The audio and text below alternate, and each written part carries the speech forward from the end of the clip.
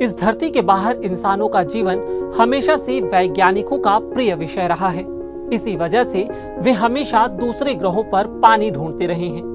अब जब हाल ही में चंद्रमा पर बहुत सारी मात्रा में पानी मिल गया है, तो अब एक नए शोध में इसकी वजह भी पता चल गई है।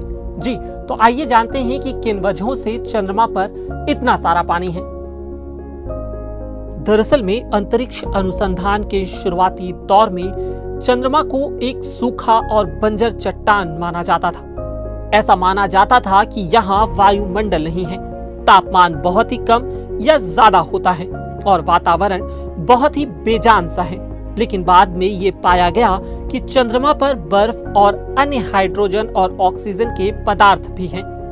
खगोलविद पिछले कुछ समय से इसका कारण भी खोज रहे थे। दरअसल में चंद्रमा पर मिला यह बहुत सा पानी बर्फ के रूप में है, जो क्रेटर में जमी हुई झील की तरह है। इसके अलावा यह आग्नेय शैलों में ठोस रूप में छिपा है। एक सिद्धांत के माने तो सौर पवनों ने चंद्रमा की सतह पर धनात्मक आवेश वाले हाइड्रोजन आयनों को प्रभावित किया है। इसी वजह से वहां हाइड्रोक्सिल आयन और आणविक पानी यानी H2O बना है।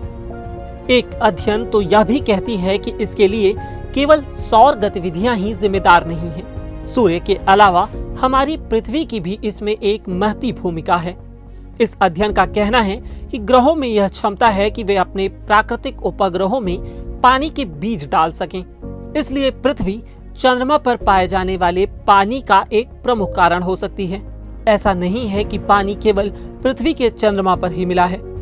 मंगल से लेकर गुरु ग्रह के चंद्रमा, यहाँ तक कि शनि का वलय, धूमकेतुओं और एस्टेरॉइड्स और प्लूटो ग्रह पर भी पानी मौजूद है। इतना ही नहीं, सौर मंडल के बाहर कॉस्मिक बादलों में ही पानी के कण पाए गए हैं। एक सिद्धांत तो यह भी कहता है कि जब सौर मंडल का निर्माण हो रहा था, तब इन पिंडों की सतह में पानी मिल रहा था।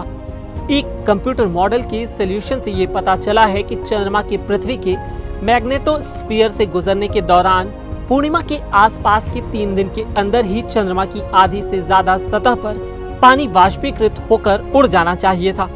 जबकि भारत के चंद्रयान 1 के नक्शों के विश्लेषण से यह बात सामने आई है कि वास्तव में ऐसा कुछ नहीं हुआ है।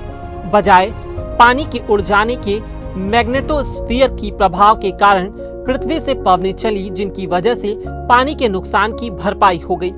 ये हवाएं सौर पवनों की तरह ही पृथ्वी की हवाएं थीं।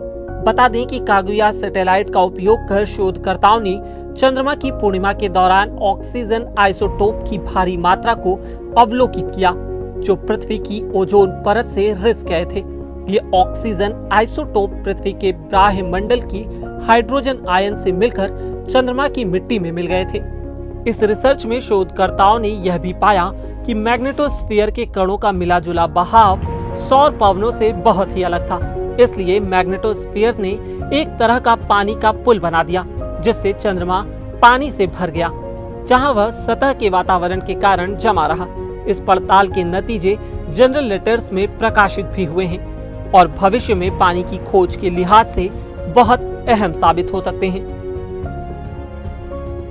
इस वीडियो में इतना ही। मेरा नाम है उत्कर्ष, कैमरे के पीछे थे रविंद्र जी। अगर आपको यह वीडियो पसंद आया तो हमारे फेसबुक पेज पर लाइक करें और यूट्यूब पर सब्सक्राइब करें।